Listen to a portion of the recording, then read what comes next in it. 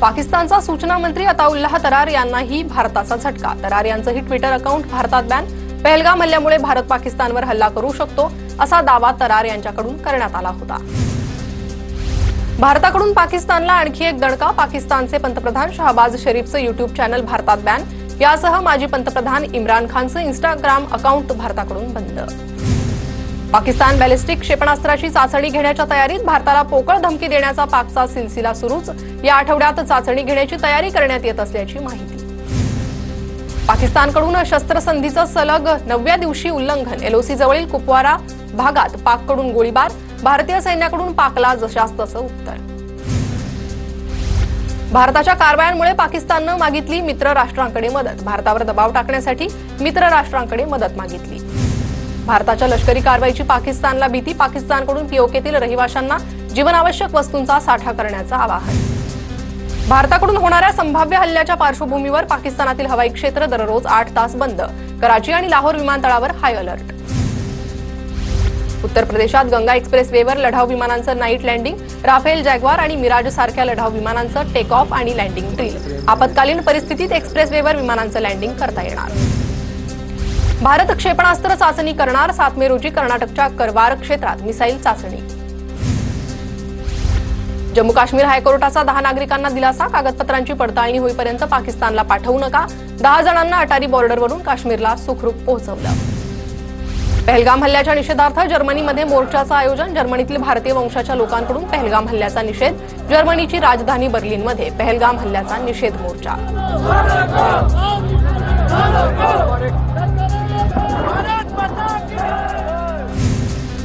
पंतप्रधान मोदींच्या पाठोपाठ संरक्षण मंत्री राजनाथ सिंह यांचा रशिया दौरा रद्द। भारत पाकिस्तान तणावाच्या पार्श्वभूमीवर दौरा रद्द झाल्याची माहिती।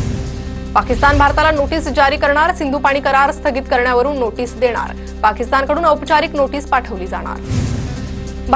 भारत पाकिस्तान तणावावर संयुक्त राष्ट्र सुरक्षा परिषद लवकरच चर्चा करण्याची शक्यता। हल्ल्यानंतर युद्धबंदीचं उल्लंघन आणि राजनैतिक तणाव सुरूच। फक्त हत्यारच भारताची ताकद नाही, आपली एकता देखील ताकद। भारत पाक तणावावरून पंतप्रधान नरेंद्र मोदींचं वक्तव्य। पहलगाम हल्ल्याबाबत सरकारचं धोरण अस्पष्ट। काँग्रेस कार्यकारिणी बैठकीत मल्लिकार्जुन खरगेंचं वक्तव्य।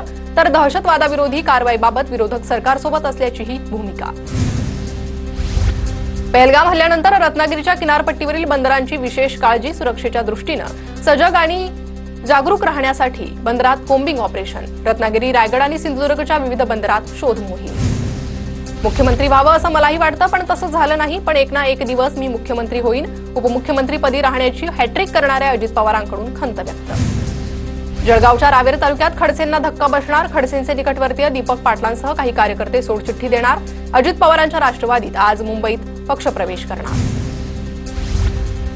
धुळे जिल्ह्यात दादांच्या राष्ट्रवादीकडून ठाकरे गटाला धक्का। माजी आमदार शरद पाटलांचा आज अजित पवारांच्या राष्ट्रवादीत प्रवेश। अजित पवार तटकरेंच्या उपस्थितीत पक्षप्रवेश करणार, तर तिकीट न मिळाल्यानं शरद पाटील नाराज होते। रामराजे नाईक निंबाळकरांना वडूज पोलिसांचा समन्स। आज चौकशीसाठी उपस्थित राहण्याचे आदेश। जयकुमार गोरे बदनामी प्रकरणात चौकशीसाठी समन्स। सरकारी कार्यालयांतील कर्मचाऱ्यांना केंद्रस्तरीय अधिकारीपदी रुजू होण्याचे निर्देश। राज्यात लवकरच स्थानिक स्वराज्य संस्थेच्या निवडणुका होण्याचे संकेत। 6 मे रोजी सर्वोच्च न्यायालयात निवडणुकांविषयी सुनावणी।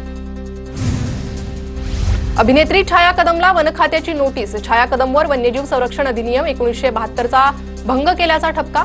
5 मे रोजी सकाळी 11:30 वाजता चौकशीसाठी उपस्थित राहण्याबाबत नोटीस। जोपर्यंत भावाला न्याय मिळत नाही तोपर्यंत चप्पल घालणार नाही। मयत संतोष देशमुख यांच्या बहिणीचा निर्धार। विठ्ठल रुक्मिणीला साकडं घालत लवकरात लवकर न्यायाची मागणी। नाशिक कुंभमेळ्यासाठी 600 एकर जागा भाडेतत्वावर घेण्याच्या हालचाली। 10 कोटी भाविक परभणीसाठी येण्याचा अंदाज। साधू ग्रामसाठी 1000 एकर जागा आरक्षित करणार। पुण्यातील गर्भवती मृत्यू प्रकरणात मृत तनिषा भिसे यांच्या दोन्ही बालकांच्या उपचारासाठी मुख्यमंत्री सहायता निधीतून 24 लाखांची मदत। उपचारासाठीचे हे पैसे सूर्या हॉस्पिटलमध्ये जमा करण्यात आले। जालन्याच्या अंबडमध्ये दुकानातल्या साड्या चोरणारी 5 जणांची टोळी जेरबंद। आरोपींकडून कारसहित काही मुद्देमाल जप्त। सोलापूरच्या चावडीत मोलकरणीकडून कपाटाचं लॉक तोडत 9 लाखांची रोकड लंपास। मालक परगावी गेल्यानं चावीवाल्याला